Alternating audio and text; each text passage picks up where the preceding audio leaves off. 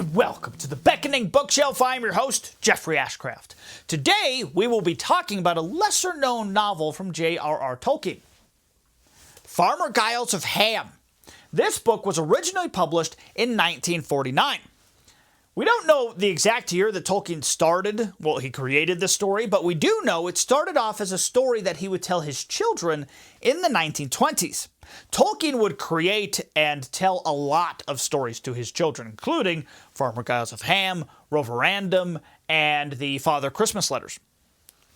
He would later write the story down, creating a 26-page manuscript, and it's believed that this was done in the late 1920s, I think circa 1927, but I don't know if that's confirmed. Over the next 20 years, the story would grow in size, becoming 3 times longer, and as Tolkien would add new characters and also add depth to the already existing characters. But the main plot points of the story all remain the same. Of course, it would eventually be published in 1949. Then it would be published over the years, republished over the years, and then in 1999, we would get a 50th anniversary collector's edition. That's what I have here, which comes with a lot of cool bonuses. It comes with the original manuscript, the original 26-page manuscript, which is really fun, so you can compare the original story to the published story. It also comes with the short beginnings of an unfinished sequel, didn't get very far, as well as a notes section, which describes the origins and definitions of words that we don't really use anymore, which I really do appreciate. That's very nice. As well as some of the concepts and humor that Tolkien included. So the notes section kind of describes some of the jokes in case you don't get it. So I thought that was kind of funny. So what is this book about? Well, the book follows Farmer Giles, who is a farmer in the village of Ham, who, by sheer luck, winds up driving away a giant who's been kind of wrecking havoc in the area. And he becomes a local hero because of it, which he loves. Farmer Giles likes the fame and the attention, so he's cool with it. Until a dragon shows up and the people expect him to do something about it. Yeah.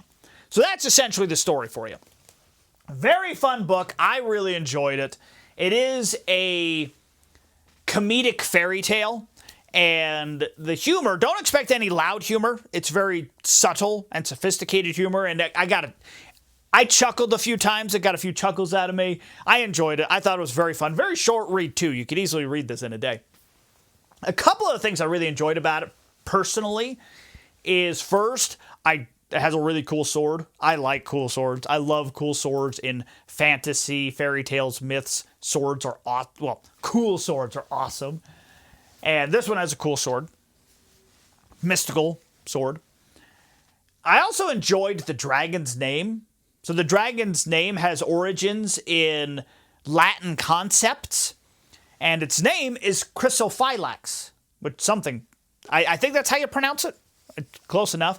And it reminded me of dragons in Elden Ring from Software. So Chrysophylax could easily be a dragon that you just encounter in that game. And I love the From Software games.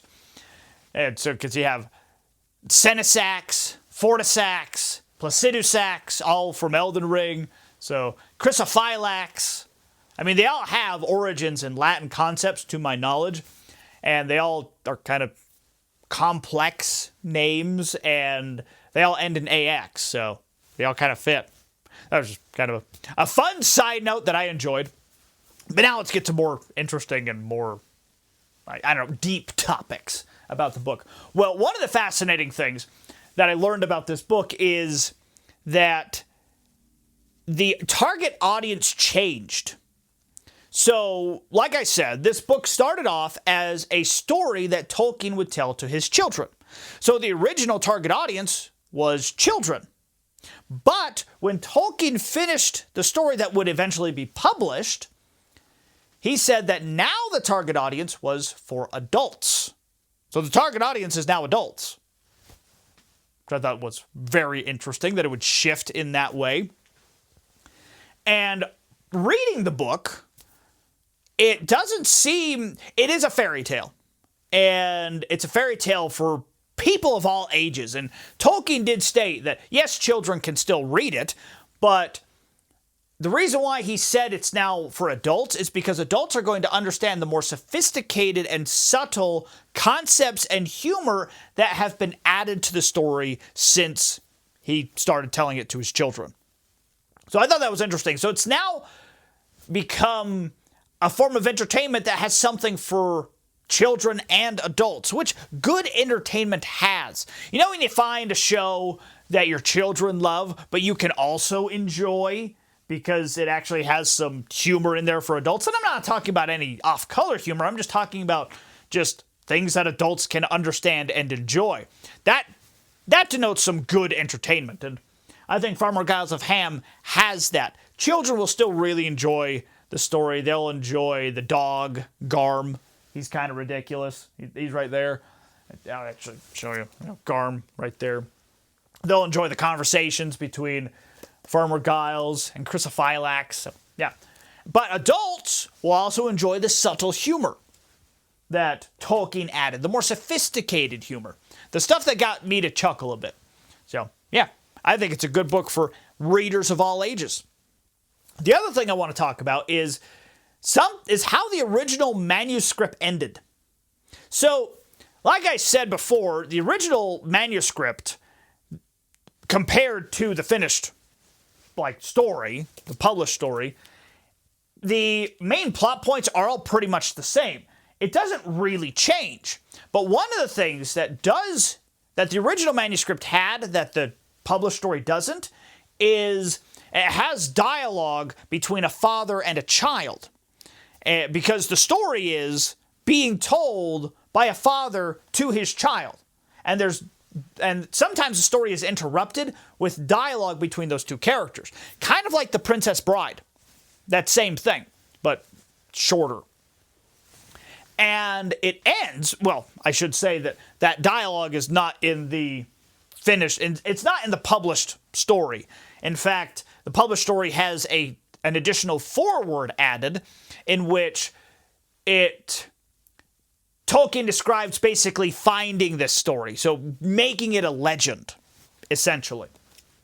Well, the original manuscript ends with the father asking the child, who is the hero of the story?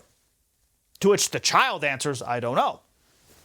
To which the father responds, the Grey Mare, of course. So, the hero of the story is not Farmer Giles, but his horse? That's the hero of the story? Now, Tolkien never explained why the Grey Mare was originally the hero. It could be that there was a joke, that it's for comedic effect, but I think that there's something deeper to it. I mean, Tolkien wouldn't just randomly say a joke like that. So, and this is something that I actually thought about while I was reading the book, because I was thinking, who is the hero here? Because we have Farmer Giles as the protagonist, right? But he's kind of arrogant and lazy. So, he doesn't really give off hero vibes. He doesn't really want to go deal with the giant or the dragon, but he's kind of forced to, and it doesn't really improve him in the end. Because Bilbo, he doesn't want to go off to face a dragon, but he comes back better. Farmer Giles doesn't really improve. He doesn't really have a hero's arc here. Not really. So I thought that he may not be the hero, but out of all the characters, well, the other main characters, he's the most noble. Because you have the village people of Ham, they're all worse than him, because at least he's willing to go and face these problems, and they're not. You have the dog, who is more of a coward, Garm. He's more of a coward than Giles is. You have the king, who is even more arrogant than Giles. And you have the knights, who are even more lazy than Giles. So Giles, out of all those characters, he is the most noble. But he still isn't all that noble. But then you have his horse, who only comes in like halfway through the story and doesn't really play that pivotal of a role. But out of all the characters, she's the one who actually shows genuine courage.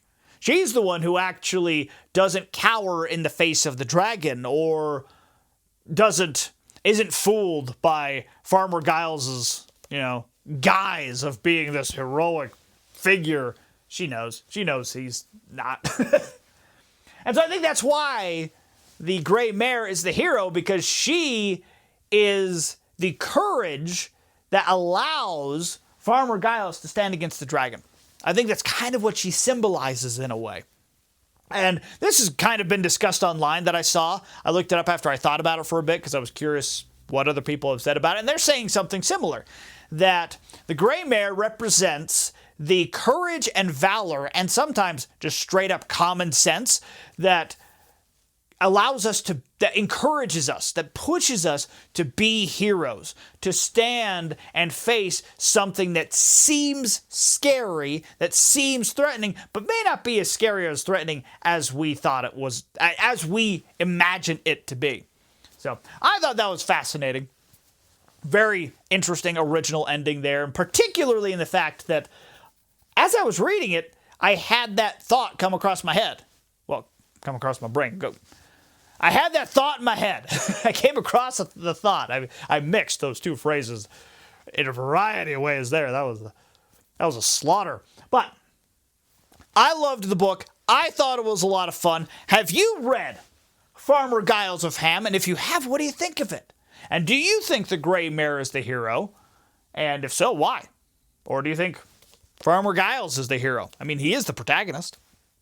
Anyways, thank you for being here. Thank you always for being here. You are amazing. Now go find yourself a good book.